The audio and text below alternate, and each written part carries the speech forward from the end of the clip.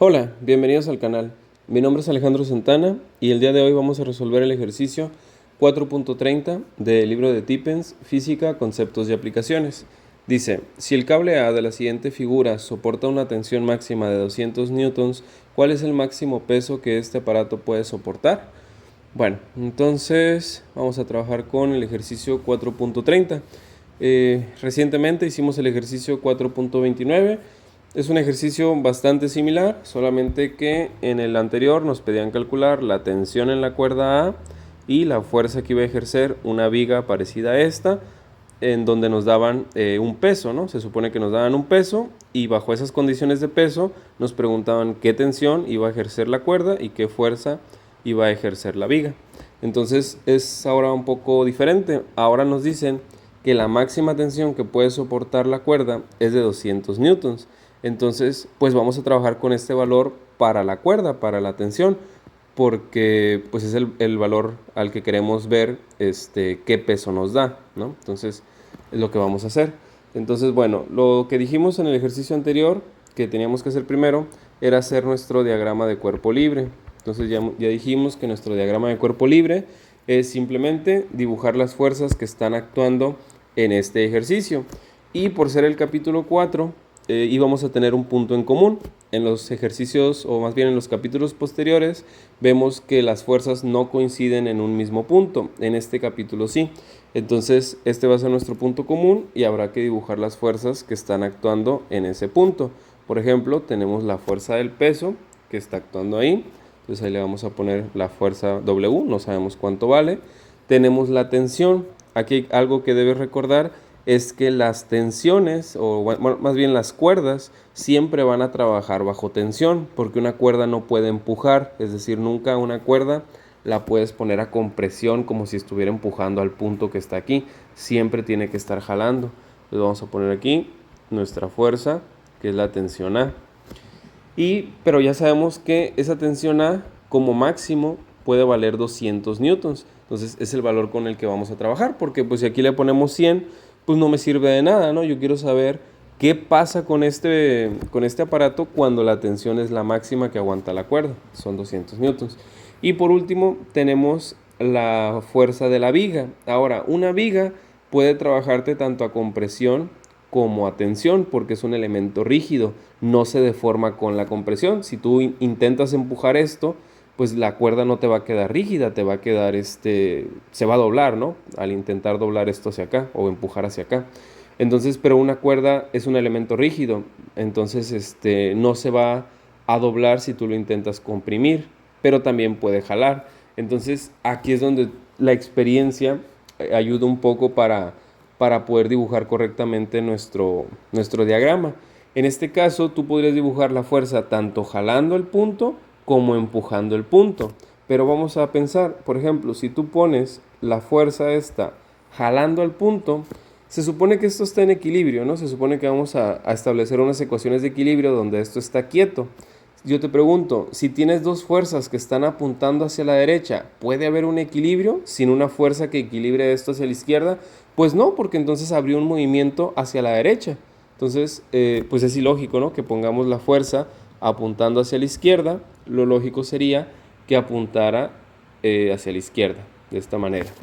Fuerza B. Entonces, pues con diagramas sencillos o con ejercicios sencillos, pues es fácil, relativamente fácil, darse cuenta, si tenemos dudas, hacia dónde debe ir dirigida una fuerza, ¿no? A lo mejor ya con ejercicios más complejos donde participan más fuerzas que tanto tengas a la izquierda como a la derecha, pues ahí sí puede ser más difícil saber hacia dónde colocar una de ellas. Pero el mismo ejercicio, al obtener la respuesta, te dice si lo si lo que obtuviste es lógico o no. Si no es lógico, quiere decir que algo planteaste mal.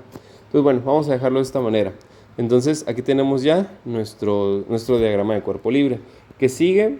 Pues como en el ejercicio anterior, establecer nuestras ecuaciones de equilibrio. Sumatoria de fuerzas en X igual a 0 y sumatoria de fuerzas en Y igual a 0. Entonces, ¿qué era lo que teníamos que hacer? Bueno, pues teníamos que encontrar fuerzas. Ok, bueno, entonces continuamos.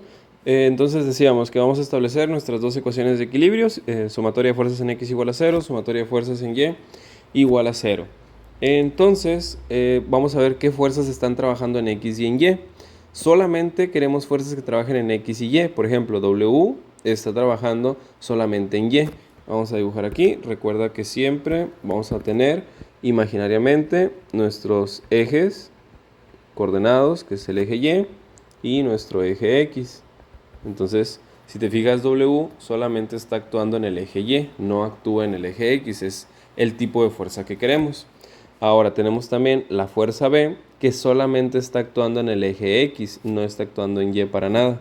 Entonces también la FB nos sirve así como está. Sin embargo, tenemos nuestra tensión de 200 newtons. Si te fijas, está actuando tanto en X, porque apunta hacia la derecha, pero también apunta hacia arriba. Entonces también está trabajando en el eje Y. Este tipo de fuerzas no las queremos de esta manera porque ya dijimos en videos anteriores que no se pueden sumar con las demás fuerzas. Entonces lo que se tiene que hacer es descomponerse. Entonces aquí vamos a dibujar una fuerza que le vamos a llamar tensión AX o tensión A componente X, y otra fuerza aquí que sería la tensión A componente Y. Entonces recuerda que los vectores se suman de esta manera. Si tú juntas la cola con la punta de un vector y lo sumas, el vector suma pues es el resultado de ir desde donde iniciaste hasta donde terminaste colocando los dos vectores. Entonces estos dos vectores sumados te dan este de aquí. Entonces es lo que vamos a hacer. Vamos a reemplazar este vector por sus dos componentes. ¿Y qué es lo que vamos a hacer? Pues vamos a escribir aquí TAX, que sería la componente horizontal de A, y TAY, que sería la componente vertical de A. Y lo que utilizamos es el ángulo que se encuentra siempre entre el vector original y mi eje X. En este caso directamente me lo están dando. Si te fijas, ese ángulo es de 40 grados. En el ejercicio anterior tuvimos que hacer ahí un poquito de recordar trigonometría y conceptos de triángulos, ¿no? Pero bueno, en este caso directamente nos dan el 40.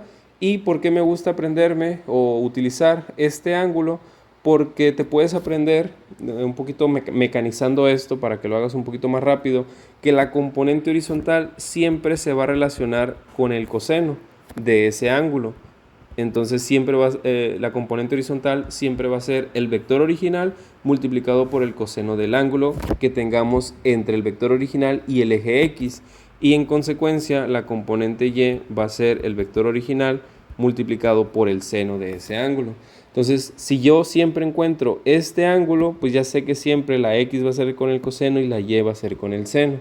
Y de esa manera me gusta a mí. Igual si te dan, por ejemplo, si nos hubieran dado este ángulo, pues lo que yo hubiera hecho, pues por ejemplo, aquí sería 50, pues aquí tengo un ángulo recto, serían 90.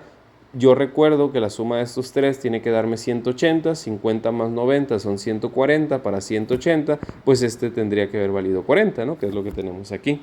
Entonces de esa manera lo hubiéramos encontrado en caso de que este valor no lo hubiéramos conocido y nos hubieran dado este de acá. Entonces, bueno, así es como se hace, ¿no? Entonces así lo vamos a dejar planteado. Y ahora sí, vamos a escribir nuestra sumatoria de fuerzas. Entonces vamos a escribir todas las fuerzas que estén actuando en X. ¿Qué fuerza actúa en X? Pues FB. FB lo vamos a poner negativo porque está apuntando a la izquierda y por lo general hacemos eso, ¿no? Las fuerzas que apuntan hacia la izquierda las ponemos negativas. Ok, ¿qué otra fuerza está actuando en X? En este caso sería TAX, ¿no? Si te fijas, apunta hacia la derecha. Como apunta hacia el lado contrario, lo vamos a poner positivo. Entonces nos quedaría así, TAX, pero TAX es esto que tenemos aquí. Entonces lo vamos a reemplazar por TA por el coseno de 40.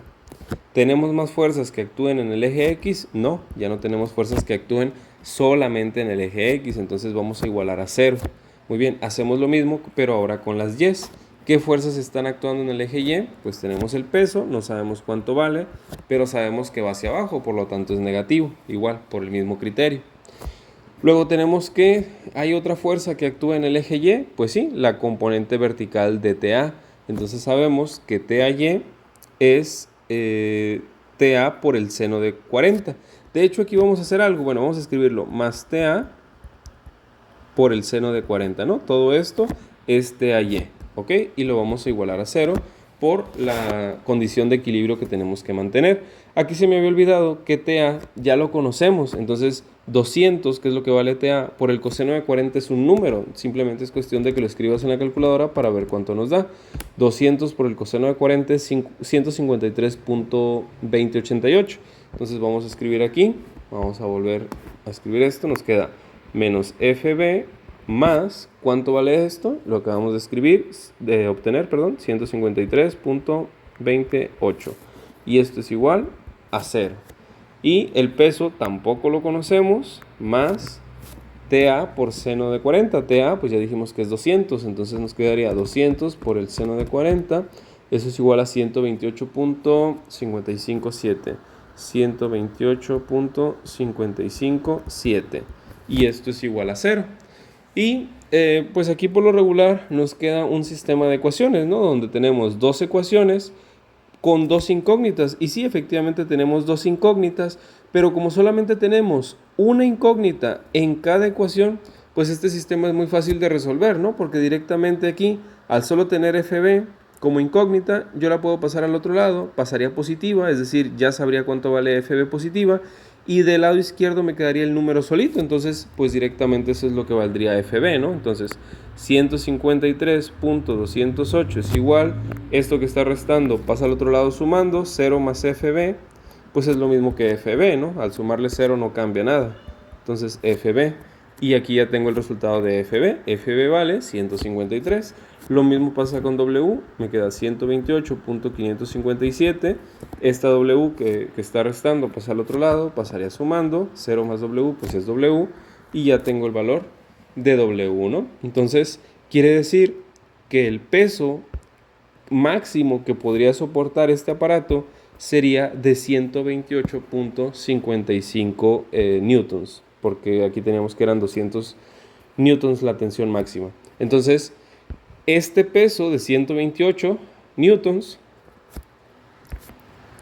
y aquí también son newtons, provocaría que la viga B ejerciera esta fuerza, una fuerza de 153, y provocaría también que la tensión de la cuerda A fuera de 200 newtons, y ese sería el máximo peso que se le puede poner, porque al ponerle aquí más peso, pues haría que la fuerza o que la tensión fuera más grande, pero esto ya no puede ser más grande porque entonces se rompería. Entonces, esa sería la respuesta. El máximo peso que puede aguantar es 128 newtons. Entonces, esa sería la respuesta al ejercicio 4.30. Bueno, espero que el ejercicio lo hayas entendido, que te haya gustado. Si es así, te agradecería mucho que dejaras tu like, que te suscribieras al canal y nos vemos en un próximo video. Saludos.